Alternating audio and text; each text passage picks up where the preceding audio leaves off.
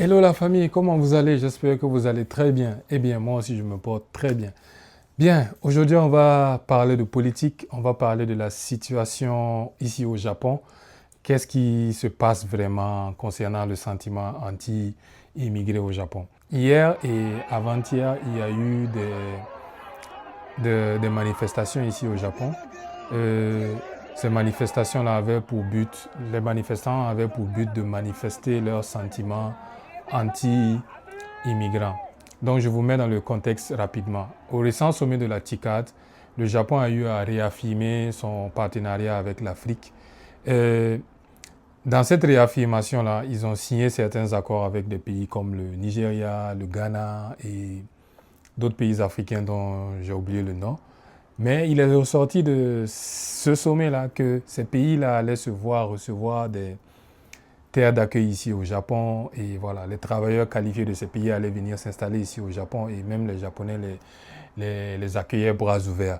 Mais l'information a été mal interprétée par les gouvernements africains qui ont relayé ça sur leur site. Après, le Japon a demandé à ceux qui rectifient l'information. Mais la nouvelle était déjà partie et voilà, ça a pris les réseaux sociaux. Les Japonais étaient furieux et pourtant ce programme-là, c'est juste un programme d'échange. Bon, même si derrière aussi c'est un peu pour booster leur économie, mais à la base c'est un programme d'échange. Donc du coup voilà, les Japonais se sont énervés, ils ont dit qu'ils ne veulent pas de migrants, comme quoi voilà, ils ont peur que ce qui se passe dans les autres pays africains et européens, désolé, tels que la France et l'Australie et la Grande-Bretagne, se passe aussi au Japon. Et ce qui les a encore plus énervés, c'est le fait que le gouvernement aussi a réaffirmé son soutien ou à renforcer sa collaboration avec l'Inde en acceptant de signer un partenariat qui a pour but de faire venir 500 000 Indiens travailleurs au Japon. Là, ça les a mis sur les nerfs. Et là, vraiment, le Japonais est sorti de lui-même. Et donc, tout ça là, ça lui a conduit à sortir hier et avant-hier dans les rues et à manifester son sentiment, voilà, comme quoi ils ne sont pas d'accord pour que les migrants viennent ici, voilà. Et présentement, si tu es au Japon, c'est le sujet d'actualité.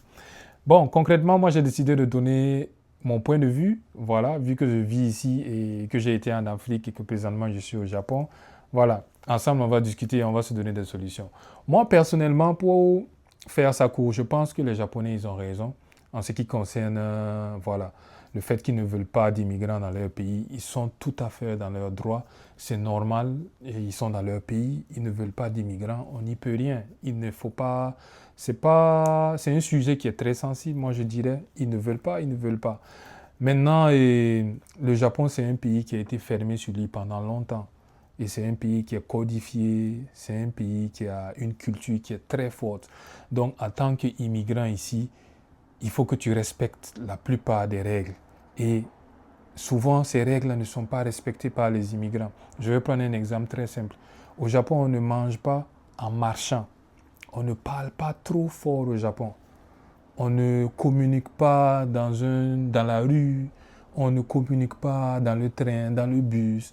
Il y a tout un tas de petites règles.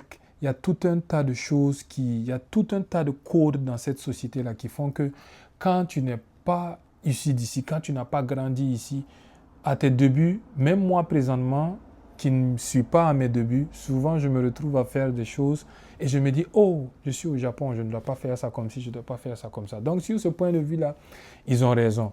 D'autre part aussi, nous avons des immigrants vraiment qui ne se comportent pas bien. Il faut dire la vérité, il y a des immigrants qui sont indisciplinés. Vous savez que le Japon, c'est un pays qui est très discipliné. Ils sont reconnus pour leur discipline. Ils sont droits dans leurs bottes. Et tenez-vous compte qu'il y a des immigrants qui ne sont pas du tout disciplinés. Et il y a des comportements, quand ça arrive ici au Japon, je ne dis pas qu'eux aussi n'ont pas d'enfants indisciplinés ou ils n'ont pas de Japonais indisciplinés, mais il y a des choses, quand ça arrive ici au Japon, tu sais automatiquement que c'est un étranger qui l'a fait.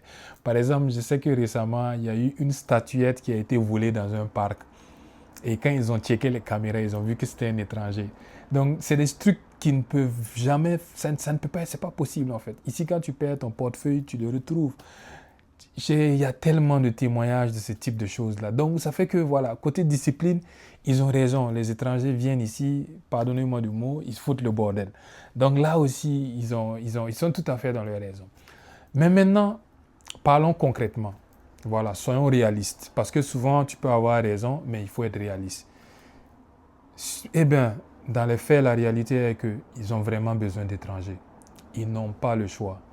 Si tu vis ici au Japon, tu n'as pas besoin d'être expert en démographie. Tu sais que la population est vieillissante. Cette année, ils ont eu le taux de natalité le plus bas. Je pense même au monde, hein, le taux de natalité le plus bas. C'est catastrophique. Les gens ne se marient pas, ils ne font pas d'enfants. Eh bien, tenez-vous compte que le gouvernement, il voyait ça venir en fait. Il y a des experts, ces pays-là, ils ont atteint ce niveau-là, ce n'est pas par hasard. C'est qu'ils voyaient ça venir. Et tenez-vous compte que dans les années 2000 et 2001, ils avaient même commencé un programme ou une initiative un peu comme les entrées express et autres là, pour soutirer ou pour faire venir des travailleurs qualifiés au Japon. Mais ils ont mis ça en stand-by parce que l'atmosphère géopolitique à cette époque-là n'était pas trop favorable à ce type de projet-là. Donc je peux dire que ce qu'ils ont décidé à la récente TICAD, là, au récent sommet, là, c'est en fait un projet qui était en stand-by, qui est en train de voir le jour. Donc, ils n'ont pas le choix. Tu vas voir par exemple des secteurs comme la construction, des secteurs comme les métiers manuels tels que le bed making. Ici, on appelle ça bed making. C'est celles qui font les lits comment on appelle ça, dans les hôtels. Nous avons aussi les métiers tels que les aides-soignants, les nurse care assistants. Nous avons des métiers, même des métiers comme à la caisse dans les boutiques ou dans les convenience stores, on les appelle ici, ou dans les alimentations chez nous aussi, on les appelle comme ça.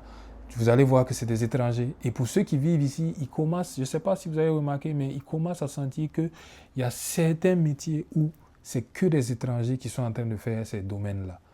Mais c'est normal, parce que ici, les Japonais, comme je l'ai dit, ils n'ont vraiment pas le choix.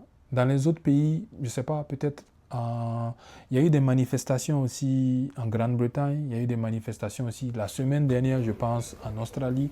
C'était des manifestations de ce genre-là, comme quoi les Australiens n'étaient plus pour les immigrants qui étaient là, ils venaient, bref, c'est les mêmes mots, c'est les mêmes histoires. Donc, ces pays-là, je peux dire qu'eux encore, ils peuvent dire, bon, nous ne voulons pas des immigrants illégaux. Voilà, parce que si on rentre dans les immigrants qui sont légaux, là, ils ne peuvent pas s'en passer, hein, parce que tu as un pays comme la plupart des pays où il y a ces sentiments-là.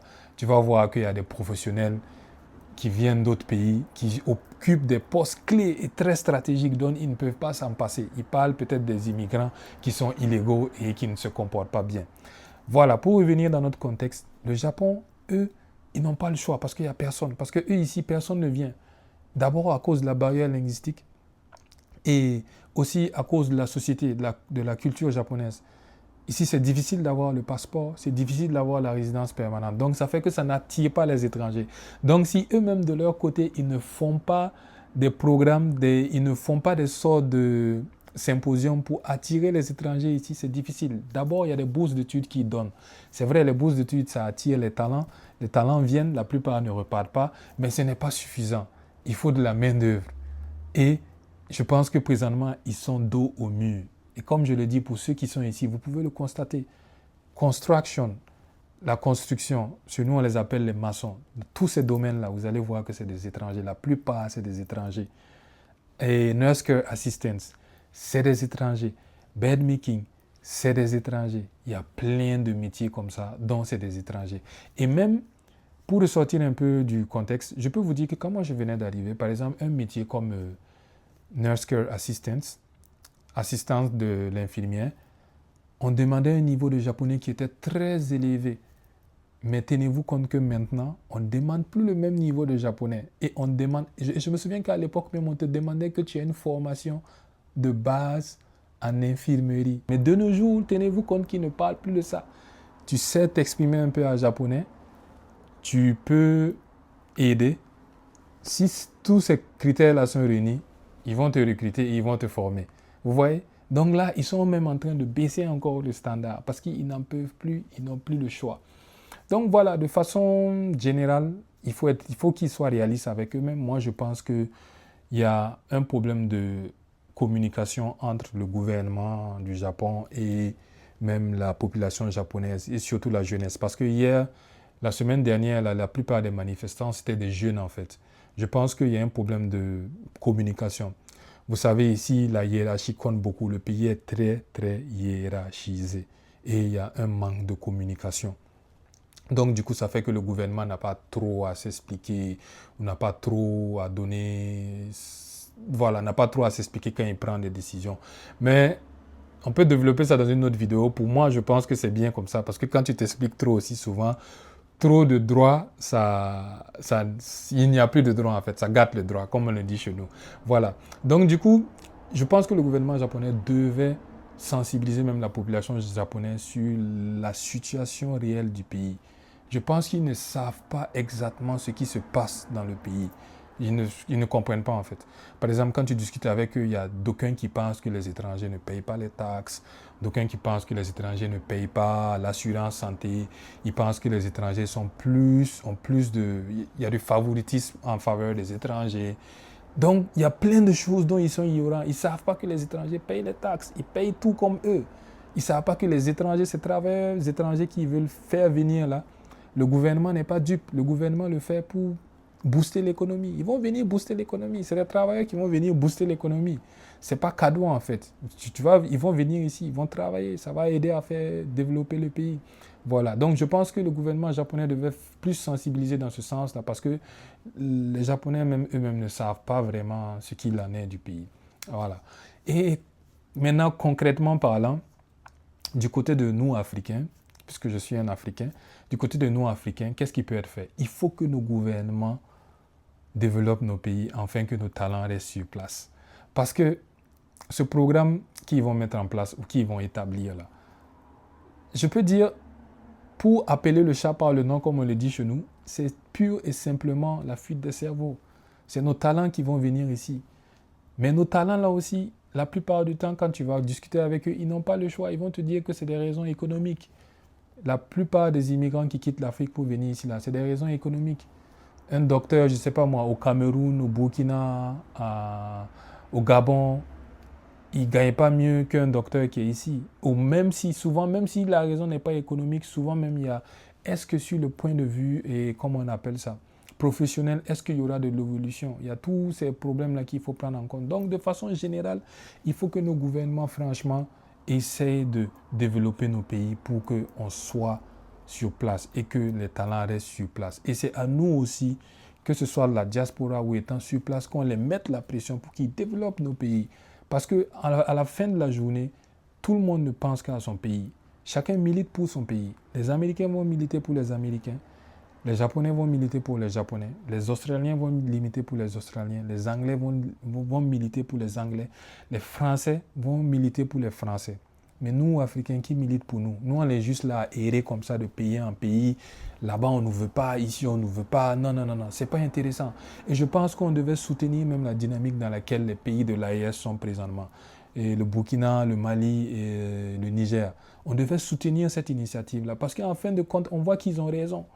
En fin de compte, on voit qu'ils ont raison. On est mieux que chez soi. Qui ne veut pas être chez lui? Tu vas prendre un ingénieur, peut-être, je ne sais pas moi, un ingénieur en bio-informatique ou un ingénieur en mécanique au Ghana. Mais s'il vient au Japon, il ne peut pas être ingénieur en mécanique parce qu'il doit apprendre la langue. Il doit comprendre comment le système japonais fonctionne. Les Japonais ont développé leur programme en mécanique dans leurs universités en fonction de leurs besoins, en fonction de l'avancement de leur technologie. Donc, si lui, il vient ici, là, quel type de boulot il va faire? Mais il va faire des métiers manuels. Il y en a plein ici comme ça. Il y en a plein ici comme ça. Ils viennent, ils font encore pire même ici au Japon. Parce qu'au Japon, ici, il y a un problème de langue. Il y a la langue que tu dois parler. Ailleurs encore, oui, tu peux arriver parce que tu parles la même langue. Par exemple, au Canada, tu peux parler le français, voilà, ou tu parles l'anglais, voilà. Tu peux encore essayer de te démerder et puis faire ce que tu faisais au pays. Même si ça va te prendre du temps. Mais ici, c'est pratiquement impossible. Parce qu'il faut que tu parles d'abord la langue. Il y a des accréditations, il y a des certifications. Ce n'est pas pareil. Un architecte là-bas ne peut pas venir être architecte ici. Et ça même, j'ouvre encore une parenthèse, je rejoins encore leur programme, comme quoi ils disent qu'ils veulent des travailleurs qualifiés. Ils veulent des travailleurs qualifiés, mais des travailleurs qualifiés qui vont venir faire autre chose ici. Ils le disent. Dites simplement que vous voulez de la main-d'œuvre. On va vous envoyer nos gens qui travaillent dans les métiers de main. Dites que vous voulez de la main-d'œuvre, vous voulez des bras valides. Si vous voulez des bras valides, on va vous envoyer des bras valides. Mais non, ils vont nous dire que non, ils veulent de la main-d'œuvre qualifiée. C'est-à-dire, ils vont prendre nos bacs plus 5, nos PhD, ils vont venir ici, ils vont faire des choses qui n'ont rien à voir avec ce qu'ils connaissent. Donc voilà, moi je pense que nos pays devaient vraiment œuvrer en sorte à ce que nos talents restent sur place. Et on devait mettre la pression à nos gouvernements pour qu'ils développent nos pays. Parce qu'à la fin de la journée, on est mieux que je sois. J'espère que je me suis fait comprendre. Voilà, si vous avez aimé, likez. Voilà, vous pouvez laisser des commentaires pour qu'on discute. Donnez vos points de vue. C'est ensemble qu'on est plus fort. On est ensemble.